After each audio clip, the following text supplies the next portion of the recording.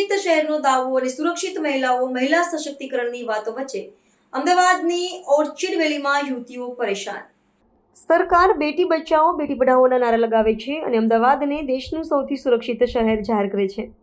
ત્યારે અમદાવાદના શેલા વિસ્તારમાં આવેલી ઓર્ચિડ વેલી સોસાયટીમાં ચાલી રહેલી દાદાગીરી જોઈને લાગે છે કે આ બધા નારા અને દાવો માત્ર કાગળ પર જ સારા લાગે છે। આપણા નેતાઓ અને અધિકારીઓ મોટા સમારોહમાં મહિલા સશક્તિકરણની વાતો કરે છે, પણ વાસ્તવિકતામાં મહિલાઓને પોતાના ઘરમાં પણ અસુરક્ષિત અનુભવ કરવો પડે છે। ઓર્ચિડ વેલીમાં પીજી અને ભાડે રહેતા યુવકોની દાદાગીરી એટલી વધી ગઈ છે કે મહિલાઓ ત્રાહિમામ પોકારી ગઈ છે। આ યુવકો અર્ધનગ્ન થઈને ગેલેરીમાં ફરે છે, મોડી રાત સુધી મોટે અવાજે પાર્ટીઓ કરે છે અને મહિલાઓ સાથે ગેરવર્તન કરે છે। આશ્ચર્યની વાત તો એ છે કે જ્યારે આટલી ગંભીર ફરિયાદો લઈને મહિલાઓ પોલીસ સ્ટેશન પહોંચી ત્યારે પોલીસ અધિકારીઓએ ફરિયાદ સાંભળવાને બદલે માત્ર મૌન ધારણ કર્યું, જાણે કે આ સામાન્ય બાબત હોય। જો આ ઘટના કોઈ મંત્રીના બંગલા કે મોટા અધિકારીના એપાર્ટમેન્ટમાં બની હોત તો શું પોલીસનું વલણ આવું જ રહ્યું હોત? શું ત્યાં પણ પોલીસ એફઆઈઆર નોંધવાની ના પાડી હોત? કદાચ નહીં। અહીં કાયદો અને વ્યવસ્થાનું કવચ જાણે પીગળી ગયું હોય એવું લાગે છે।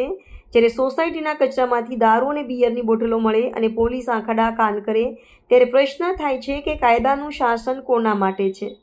શું આ પોલીસ એ જ પોલીસ છે જેની પાસે ડબલ એન્જિન સરકારની સુરક્ષાનું કવચ છે? આ ઘટના માત્ર એક એપાર્ટમેન્ટની નથી, પરંતુ સમગ્ર ગુજરાતમાં મહિલા સુરક્ષાની વાસ્તવિકતા દર્શાવે છે। ક્યાં સુધી સરકાર માત્ર નારી વંદનાના કાર્યક્રમો કરશે અને વાસ્તવિકતામાં મહિલાઓની સુરક્ષા માટે લડવું પડશે? ક્યાં સુધી આપણે નારાઓ અને વાસ્તવિકતા વચ્ચે આટલું મોટું અંतर રહેશે?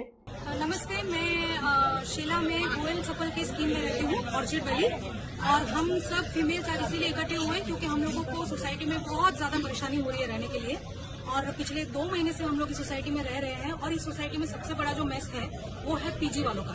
तो जो बैचलर्स हैं, बैचलर लड़के, स्पिंस्टर या बैचलर लड़कियां जो हैं अनमैरिड, ये लोग यहाँ पर पूरी भीड़ इकट्ठा करके रखा हुआ है और ओनर्स ने हमको बिना पूछे ये वाला जो फ्लैट्स है उनको रेंट पे दिया हुआ है, ज्यादा पैसे मिले उसकी वजह से।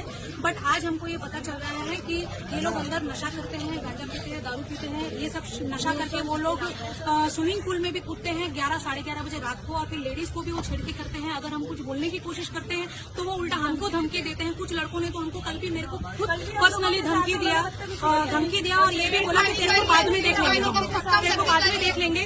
और हमको किसी चीज का सपोर्ट नहीं मिल रहा। हम पिछले 1.5-2 महीने से बहुत पोलाइटली ओनर्स के साथ बात करने की कोशिश कर रहे हैं, बट हमारी बात कोई ओनर नहीं सुन रहा है और न ही अपने टेनेंट्स को भी वो ओनर्स बचाने के लिए नहीं आ रहे हैं। ऊपर से हमारे ऊपर लोग एलिगेशंस लगा रहे हैं, जबकि हमारे बच्चे भी फंसे हुए हैं, हम फंसे हुए। We ladies are really facing danger by staying in the society. अगर आपको आगे सुनना है तो बाकी लेडीज से भी सुन सकते हैं। हम लोगों को धमकी दे रहे हैं।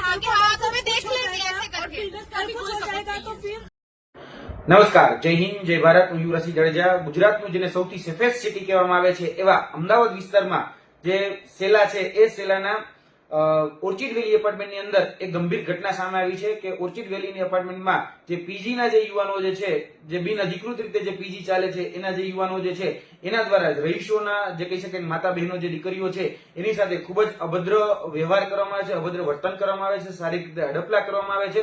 અને એ બહેનો દીકરીઓએ એ વિસ્તારનું જે પોલીસ સ્ટેશન છે એટલે કે બોપલ પોલીસ સ્ટેશન, એ બોપલ પોલીસ સ્ટેશનની અંદર જઈ અને ત્યાં રાડો પડી ચીસો પાડી કીધું ભાઈ આ વ્યક્તિઓ વિરુદ્ધ તમે ફરિયાદ નોંધો અને એ ગુનેગારોને તમે સજા આપો।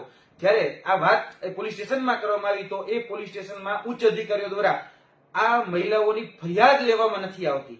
જે સમાજમાં કહી શકાય કે મહિલા સશક્તિકરણની વાતો કરવામાં આવે છે, મહિલાઓની એટલે કે નારી વંદનાની વાતો કરવામાં આવે છે, જે સમાજની અંદર બેટી બચાવો બેટી પઢાઓની વાતો કરવામાં આવે છે, એ જગ્યાએ પોલીસ સ્ટેશનમાં કહી શકાય ઉચ્ચ અધિકારીઓ જે છે એ આ બહેનો દીકરીની ફરિયાદ સુદ્ધા પણ નોંધતા નથી। એ કડવી વાસ્તવિકતા છે અને ગુનેગારોના પ્રાઇવેટ ગાર્ડ બની અને ક્યાંક ને ક્યાંક પોલીસ અધિકારી એમને છાવરવાનું કામ કરતી હોય એવું સ્પષ્ટપણે દેખાઈ રહ્યું છે।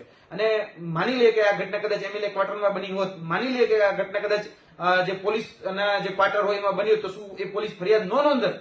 પોલીસ તાત્કાલિક એમાં ફરિયાદ નોંધત, પણ આ વિસ્તારમાં શા માટે આ ફરિયાદ નોંધવામાં નથી આવતી એ એક પ્રશ્ન છે।